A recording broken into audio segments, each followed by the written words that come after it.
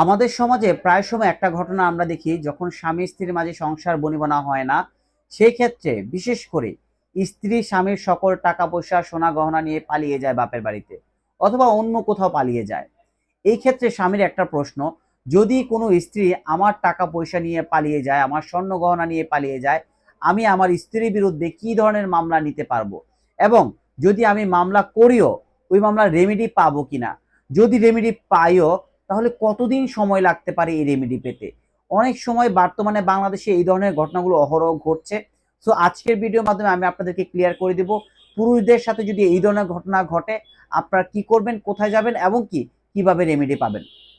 প্রথমত, যদি আপনার কোনো স্ত্রী থাকে এই টাইপের, যে আপনার সোনা টাকা পয়সা নিয়ে পালিয়ে চলে গেছে আপনাকে না বলে অথবা আপনাকে বলে, সেক্ষেত্রে আপনার মনে হতে পারে যে আপনার যে জিনিসগুলো গচ্ছিত তার কাছে রেখেছেন, সে এইগুলো নিয়ে পালিয়ে গিয়েছে, সেটা হলো ক্রিমিনাল ব্রিচ অফ ট্রাস্ট, আপনার বিশ্বাস ভঙ্গ করেছে। সেই ক্ষেত্রে আপনার সম্পত্তিও সে আত্মসাৎ করেছে। তাহলে আপনি যদি চান আপনি কিন্তু 420 ধারায় মামলা করতে পারেন, 406 ধারায় মামলা করতে পারেন। এখন বলতে পারেন যে 420 এবং 406 ধারা মামলা করলে কি হবে। হয়তোবা স্বামী স্ত্রীর ভিতরে যেহেতু ক্রিমিনাল ব্রিচ অফ ট্রাস্ট বিষয়টা থাকে না, সেক্ষেত্রে 406 যাবে না, যেহেতু আমরা বিভিন্ন মামলা করছি 406 ধারাটা আসে না, 420 ধারাটা আসে আপনার সম্পত্তি আত্মসাতের জন্য। যদি আপনি এজ এ পার্সন মনে করেন যে আপনার স্ত্রী সবকিছু নিয়ে গিয়েছে, লক্ষ লক্ষ টাকা নিয়ে গেছে, সোনা বড়ি নিয়ে গেছে, সেই ক্ষেত্রে কিন্তু আপনি 420 ধারায় যদি মামলা করেন, এই মামলাটা হলো যে সে জানে এটা আপনার সম্পত্তি, কিন্তু সে এই সম্পত্তিটাকে সে ভোগ করেছে এবং সে আত্মসাৎ করেছে। এই মুহূর্তে আপনি 420 ধারা যদি মামলা দেন এবং প্রুফ যদি দিতে পারেন এবং যদি প্রমাণ দিয়ে যদি আপনি সাক্ষী জারার মাধ্যমে প্রুফ করতে পারেন যে সে আপনার এই সম্পত্তি সে শেষ করে দিয়েছে, নিয়ে গিয়েছে, আত্মসাৎ করেছে, সেই ক্ষেত্রে কিন্তু তার 7 বছর পর্যন্ত পানিশমেন্ট হতে পারে। সেকেন্ড আরেকটা কি করতে পারেন, সেকেন্ডলি যদি মনে হয় যে না, টাকার অ্যামাউন্টটা যে নিয়েছে বা সোনা গহনা যে নিয়েছে আপনার এই বিষয়ে কোনো ধরনের প্রুফ নাই, ডকুমেন্ট নাই, সেক্ষেত্রে আপনি মামলা করতে পারেন। কিন্তু মামলা করার পর এই মামলাটা কিন্তু তদন্তদিন হবে, তদন্ত দেওয়া হবে।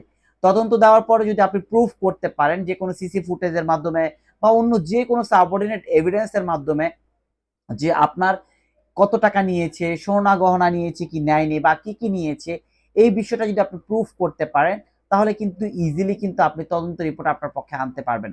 তবে আমি একটা কথা বলবো, আপনারা যদি বিজ্ঞ আদালতে মামলা করেন, কোনো ডকুমেন্ট যদি না থাকে, কোনো প্রমাণ যদি না থাকে, শুধু শুধু মামলা করিয়া কিন্তু আপনি বেশি একটা রেমেডি পাওয়ার সম্ভাবনা নেই।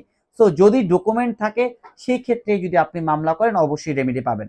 থার্ডলি আরেকটা প্রশ্ন হলো যে যদি আপনার স্ত্রী আপনার সম্পত্তি নিয়ে অন্য কোনো ব্যক্তি, থার্ড কোনো ব্যক্তির সাথে পালিয়ে যায়, পুরুষের সাথে পালিয়ে যায়, সেক্ষেত্রে অবশ্যই যে পুরুষের সাথে পালিয়ে গিয়েছে সেই পুরুষের বিরুদ্ধে কিন্তু আপনি 497-এ অবশ্যই অ্যাডাল্টারি কেস দিতে পারবেন। বিকজ আমাদের আইনে কিন্তু অবশ্যই আছে যে একজনের স্ত্রী যদি অন্য কোনো ব্যক্তি যদি নিয়ে যায় বা তার সাথে শারীরিক সম্পর্ক করে, সেটাকে আমরা আইনে ভাষায় অ্যাডাল্টারি বলি, এবং প্যানাল কোডে 497 অনুযায়ী কিন্তু সেটা অবশ্যই অফেন্স, এবং এই অপরাধের জন্য কিন্তু অবশ্যই তাকে লায়াবল হতে হবে এবং তাকে পানিশমেন্ট দেওয়া হতে পারে। সো যদি কোনো স্ত্রী কোনো স্বামীর থেকে এই ধরনের জিনিসপত্র নিয়ে পালিয়ে যান, আপনাদেরকে একটা কথা বলবো, সচেতন থাকবেন, আনলেস কিন্তু আপনার বিরুদ্ধে মামলা হতে পারে, 7 বছরের জেলও হতে পারে। এবং যদি আপনারা পরবর্তীতে আপোষ করেন সেটা অবশ্যই কোনো সমস্যা নেই, আপনারা আপোষ করতে পারেন। তবে মামলা যদি কন্টিনিউ হয়, রায় পর্যন্ত যায়, তাহলে কিন্তু আপনার 7 বছর পর্যন্ত সাজা হতে পারে। এরপরে যদি উক্ত বিষয়গুলো নিয়ে কোনো কিছু জানার থাকে অবশ্যই আপনারা আমাদেরকে ইনফর্ম করতে পারেন।